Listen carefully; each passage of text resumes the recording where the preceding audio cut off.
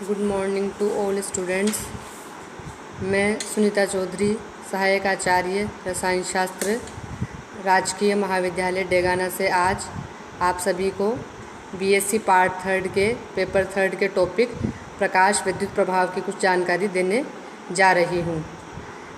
जब किसी उचित तरंगदैर्ध्य के प्रकाश की कोई किरण जैसे पराबैंगनी विकिरणों को किसी धातु की सतह पर डाला जाता है तो धातु की सतह से इलेक्ट्रॉन बाहर निकलने लगते हैं। इसी प्रभाव को हम प्रकाश विद्युत प्रभाव या फोटो इलेक्ट्रिक इफ़ेक्ट कहते हैं।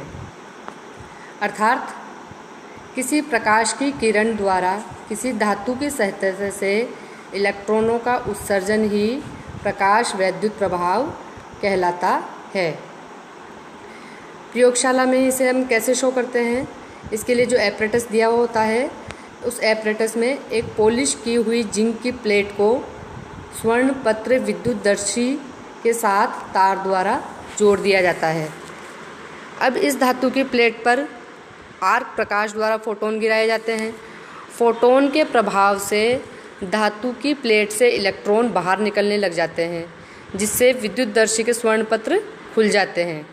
इन उत्सर्जित इलेक्ट्रॉनों को ही हम फोटो इलेक्ट्रॉन्स कहते हैं और इन फोटो इलेक्ट्रॉन्स की जो ऊर्जा होती है वो धात्विक सतह पर गिरने वाली आपतित किरणों की आवृत्ति यानी कि फ्रीक्वेंसी के समानुपाती होती है। प्रति सेकंड उत्सर्जित होने वाले प्रकाश इलेक्ट्रॉनों की संख्या आपतित विकिरणों की तीव्रता पर निर्भर करती है।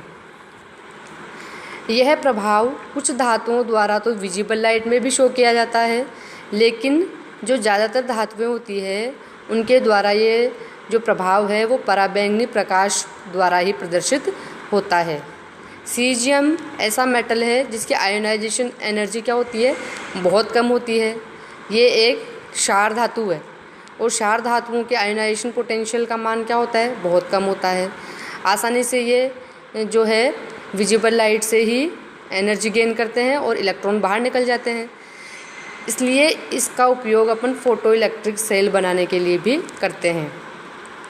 अब आपके quantum mechanical explanation of photo electric effect. Photo electric effect को क्लासिकल मैकेनिक्स के आधार पर नहीं समझाया जा सकता है। क्लासिकल मैकेनिक्स कहती है कि प्रकाश की जो ऊर्जा है वो तीव्रता पर निर्भर करती है। यदि अपन इसे सही मान लें तो किसी भी आवृत्ति वाले प्रकाश को यदि पर्याप्त तीव्र कर दिया जाए तो उसकी धातु की सतह पर से इलेक्ट्रॉनों का उत्सर्जन होना चाहिए, जबकि ऐसा नहीं होता है। लेकिन यदि उचित आवृत्ति वाले प्रकाश की तीव्रता अगर अपन बढ़ा दें तो उत्सर्जित इलेक्ट्रॉनों की संख्या क्या हो जाती है, बढ़ जाती है, यानी कि प्रकाश विद्युत प्रभाव की रेट बढ़ जाती है। प्रकाश की तीव्रता में वृद्धि करने से केवल फोटोनों की संख्या बढ़ती है, ऊर्जा नहीं बढ़ती है। ठीक है। फिर है फोटोन की ऊर्जा केवल फोटोन की ऊर्जा आवृत्ति पर निर्भर करती है। यदि आपतित प्रकाश की आवृत्ति व फोटो इलेक्ट्रॉन की ऊर्जा के मध्य ग्राफ खींचे तो आपको स्ट्रेट लाइन कर्व प्राप्त होता है। ठीक है। यदि किसी निश्चित आवृत्ति न्यू के लिए समस्त फोटोनों की ऊर्जा समान होती है, उचित ऊर्जा वाला प्रत्येक फोटोन जो है एक इलेक्ट्रॉन को उत्सर्जित करता है, यानी कि 1 फोटोन 1 इलेक्ट्रॉन को इमिट करेगा।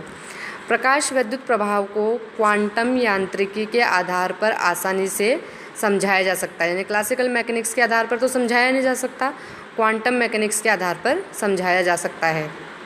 तो एक बात याद रखने की है कि किसी भी आवृत्ति वाले प्रकाश द्वारा इलेक्ट्रॉनों का उत्सर्जन संभव नहीं होता है। इसके लिए प्रकाश की एक न्यूनतम आवृत्ति होनी चाहिए या न्यूनतम ऊर्जा होनी चाहिए। इस न्यूनतम आवृत्ति को तो कहते हैं थ्रेशोल्ड फ्रीक्वेंसी, और न्यूनतम एनर्जी वाले प्रकाश को अपन बोलते हैं थ्रेशोल्ड एनर्जी।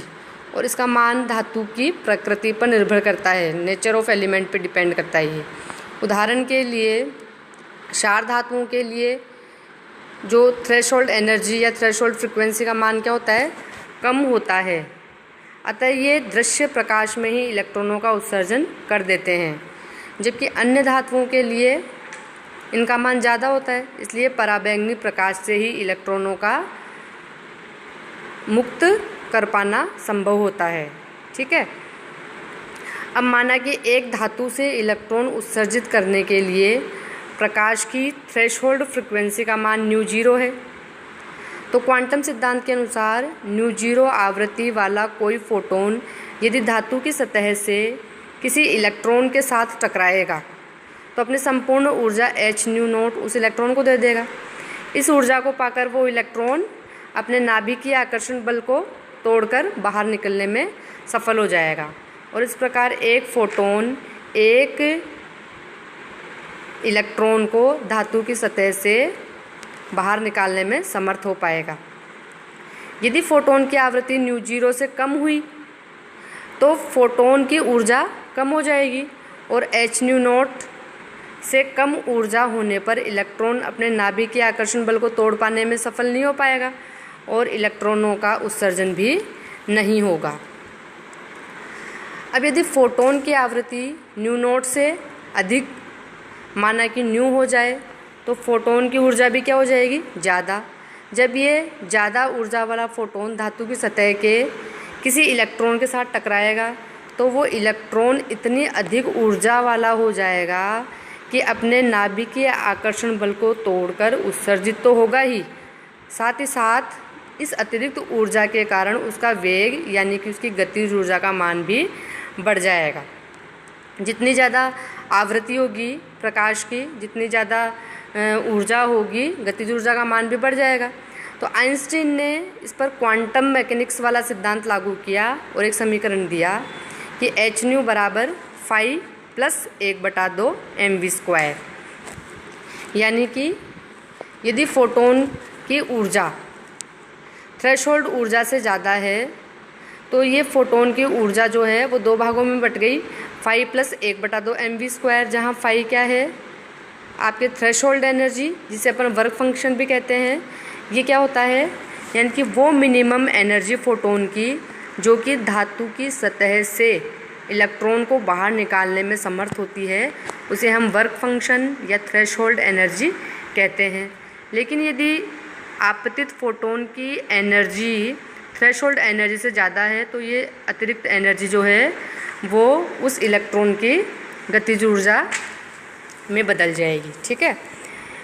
यानी कि फाई बराबर क्या हो गया, threshold energy h new not. अब फाई का मान ऊपर वाले समीकरण में रखेंगे तो समीकरण क्या हो जाएगा, h न्यू बराबर h new not plus 1/2 mv²। यानी कि काइनेटिक एनर्जी का मान निकल के आएगा 1/2 mv² बराबर h ब्रैकेट में new minus new not. Millikan ने विभिन्न आवृत्ति वाली आपतित किरणों से उत्सर्जित इलेक्ट्रॉनों की गतिज ऊर्जा का मान ज्ञात किया और उनके लिए थ्रेशोल्ड फ्रीक्वेंसी का मान ज्ञात करके प्लांक स्थिरांक के मान का परिकलन किया और प्लांक स्थिरांक का मान क्या निकल के आया, 6.570 इंटू 10⁻⁻34 जूल इंटू सेकेंड, जो कि इसके प्रायोगिक मान जो कि ब्लैक बॉडी रेडिएशंस के एक्सपेरिमेंट से निकाला गया 6.626 इंटू 10⁻⁻34 जूल इंटू सेकेंड इसके आसपास ही आया। ठीक है। अब आपके प्रकाश वैद्युत प्रभाव की इम्पोर्टेंस, यूज़ क्या है। तो प्रकाश वैद्युत प्रभाव जो है इसकी उपयुक्त व्याख्या की उपयोगिता क्या है कि इसके आधार पर हम प्रकाश की कणीय प्रकृति देख सकते हैं कि प्रकाश के इन कणों को ही हम क्या कहते हैं, फोटोन या क्वांटा कहते हैं, जो कि प्रकाश वैद्युत प्रभाव के लिए रेस्पॉन्सिबल होते हैं।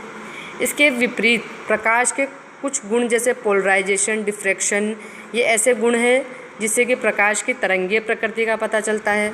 तो फोटोइलेक्ट्रिक इफ़ेक्ट जो है वो प्रकाश की कणीय प्रकृति के कारण शो होता है। तो इन बातों से क्या निष्कर्ष निकला कि प्रकाश की डुअल नेचर होती है, वो कभी तरंग और कभी कण की भांति व्यवहार दर्शाता है। ठीक है।